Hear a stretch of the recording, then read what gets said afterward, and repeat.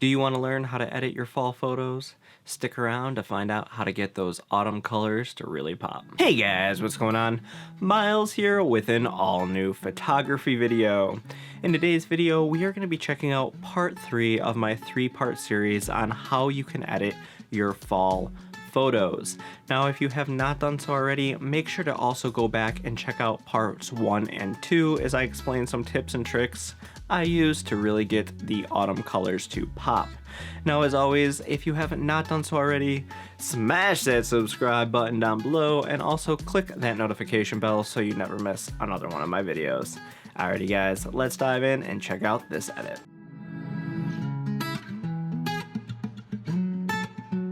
Alrighty guys, so starting off, as you can see, we have this lighthouse pulled up with the great fall colors in the background.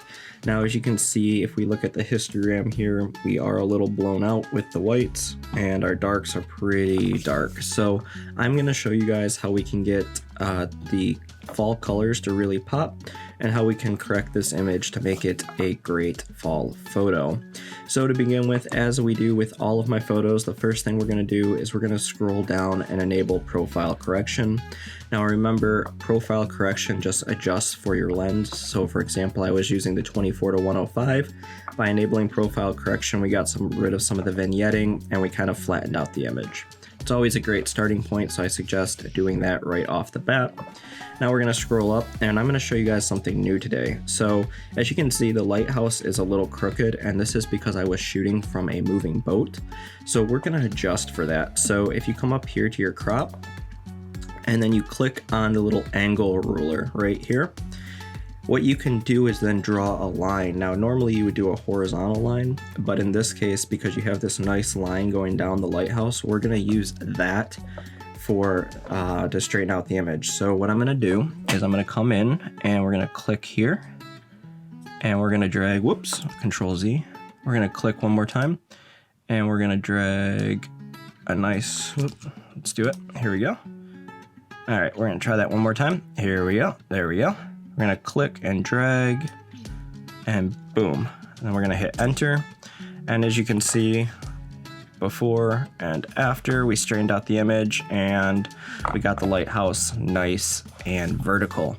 So next we're going to come in and start the adjustment. So the first thing I'm going to do is actually increase the exposure just a bit, because if you saw the leaves in the background, it was actually a little underexposed. Now that blew out my highlights, but we're going to go back and adjust for that, so don't worry about that just yet.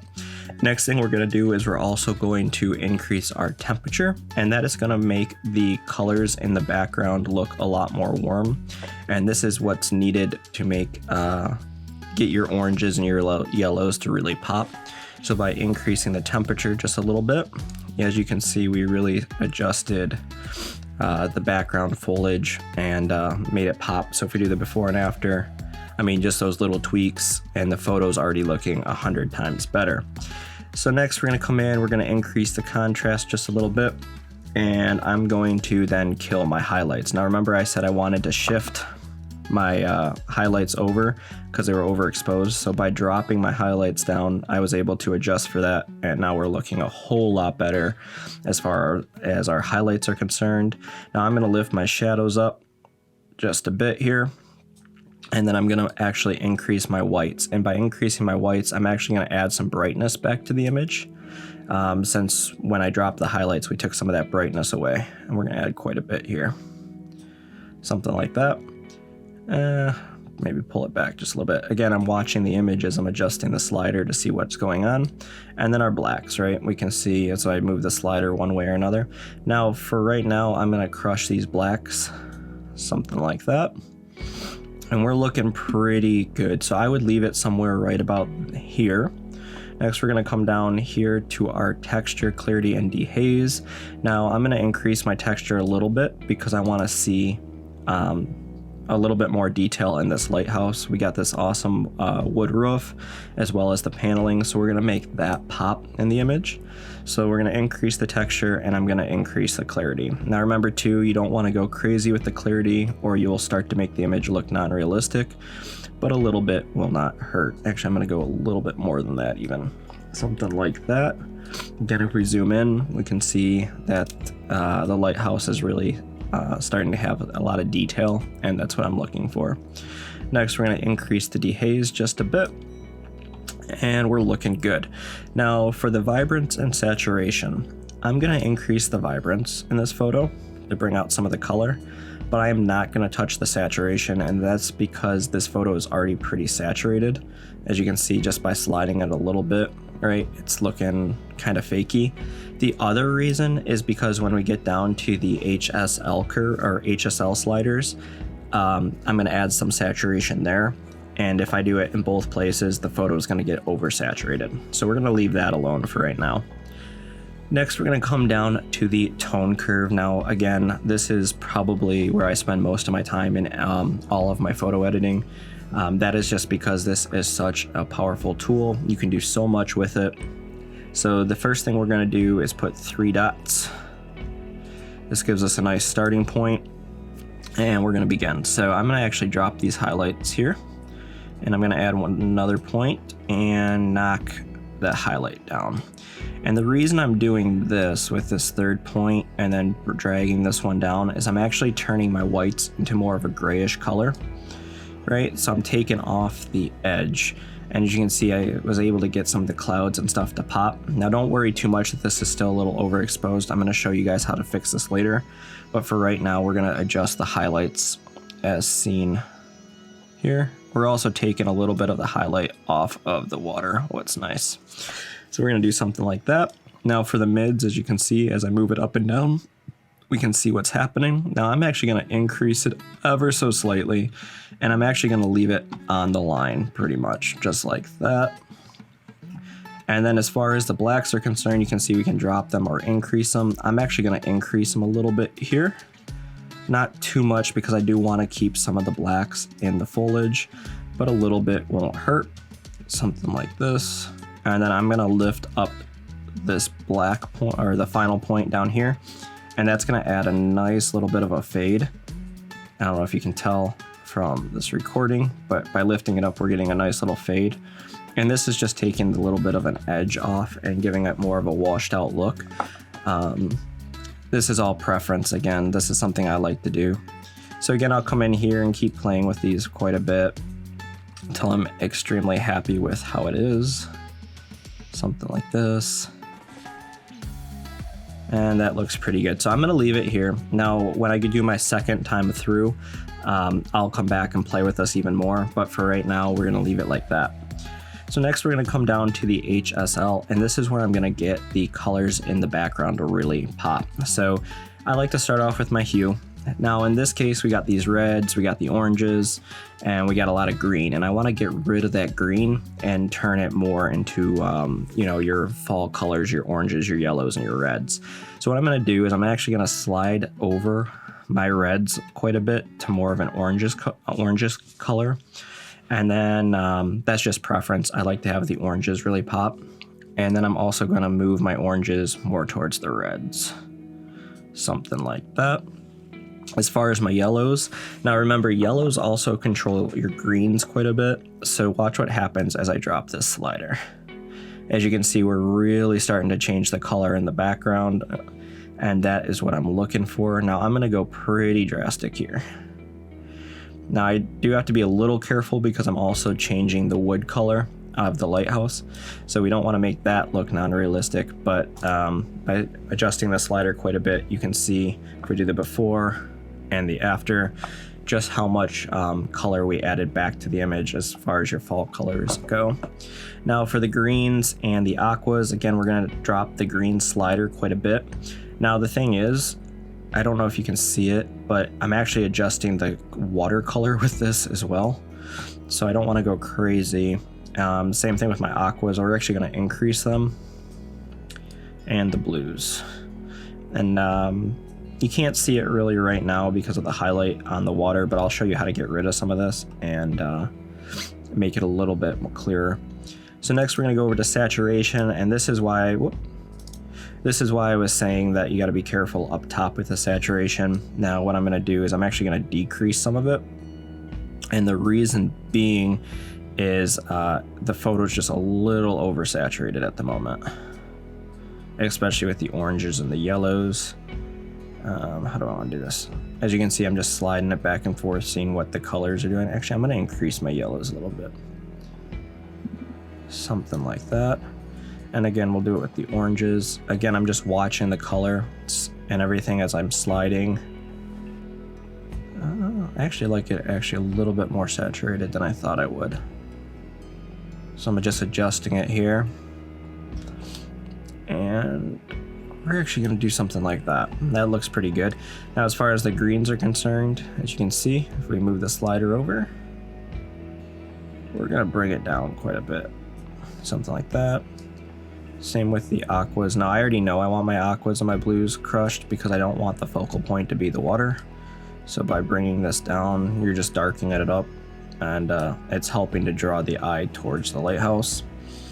Next, we'll go to the luminance, and again, if we come in here with the sliders, we're actually going to give it a little bit for the foliage. And this is just helping to make the foliage pop right now. We're just adding a little bit of light to the leaves and everything. Let's check out the greens, what happens when I move that slider. So it's really affecting the water, so I'm going to actually drop it. And probably the same thing for the aqua as well. I'm going to drop that and the blues. Ever so slightly, something like that. So let's do a before and an after right now. So this was the before. Like I said, pretty underexposed. And this is the after. We got some awesome colors starting to pop. I really like this red tree over here. It's really adding some color to this photo. And I'm pretty happy with this. So we're going to keep going. So next we get to this, the split toning. Now I'm going to add a little bit to the highlights, ever so slightly, something like that. And I'm just adding an orangish tint to it. Again, I'm trying to get that fall vibe, so I'm using my orange, my red, and my yellows. Those are the main focal points. So by adding a nice little tint to the highlights, it's giving you that fall vibe. And we might do a little bit to the shadows as well, ever so slightly. Almost to the point where you can't tell there's one there. Something like that. Looks good. And next we're gonna come down to our details. Now, again, I wanna get a lot of detail in the lighthouse, so I'm actually going to increase it, the sharpening. So we're going to do 50 for the amount, 50 for the detail, and the radius 1.3. Again, this is like my go-to setting. Sometimes I'll come in and tweak it even more, but I know that's what I like. The other thing, I'm going to stay zoomed in here. We're going to get rid of some of this noise in the lighthouse. So we're going to add 30 to the luminance and 30 to the contrast. And that got rid of some of the noise that we were having. Again, if we zoom out, zoom in, you can see that a lot of the noise that was in the lighthouse is now gone. So I'm happy with that. Next, we'll go down here. Now, you could add a little bit of a vignette if you want. For this photo, I'm not going to add one. The other thing is the calibration. If you really want to get that autumn vibe, you can come in here and play with the hues, and you can definitely get more of an orange or red vibe in the photo. I'm not going to play with this right now. I'm not a huge fan of playing with the calibration, but some people love to come in here and tweak it. It's just not me. So that's pretty much it. I've gone through everything. Now I'm going to do a couple more little added things to make this photo really pop. So the first thing I'm going to do is add a gradient filter. And what I'm actually going to do is, because that sky is still so overexposed, we're going to do something like this. Draw this down, and we're going to drag it up. And just so you can see where the filter is, as you can see, as I'm moving my exposure down, you can see where the filter is. So we're going to go like this and ever so slightly decrease the exposure. And we're also going to drop the highlights quite a bit. Something like this. And now we're going to do one more. So we're going to do a new, and we're going to do the same thing, but this time we're going to do it. Let's flip that over. Whoop. Computer's lagging a little bit. we're gonna do it on the water itself as well. And this is why we really didn't need a vignette, is because I'm doing it, or I'm drawing the attention with the gradient filters. So we can do one ever so slightly again. Just take the highlights off this water. You can see by just really cranking the highlights down what's happening.